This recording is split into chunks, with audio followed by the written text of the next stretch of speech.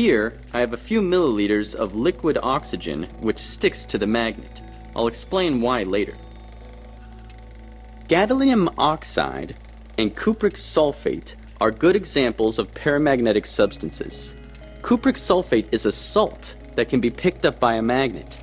Here is a picture of an electron. There's a picture taken about a decade ago. They tell us that this is a light beam or electron riding a light beam.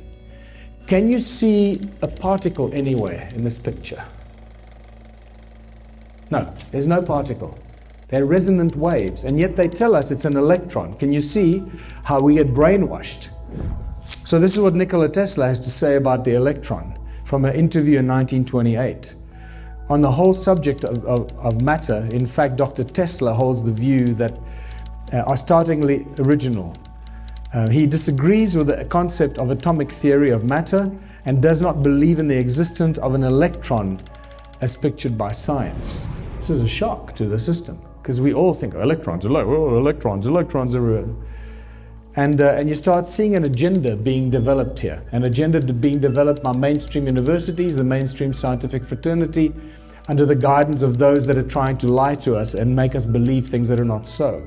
This is what Einstein has to say about the electrons. In the theoretical treatment of these electrons, we are faced with the difficulty that electrodynamic theory itself is unable to give an account of their nature.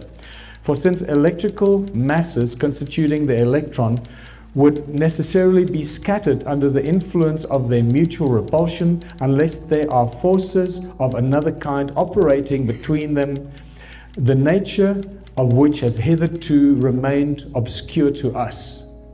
So he says, he doesn't quite understand how electrons come into being. And he tells us that millions of people all over the world are being fooled by the non-existing electron, and he has a lot more to say about this.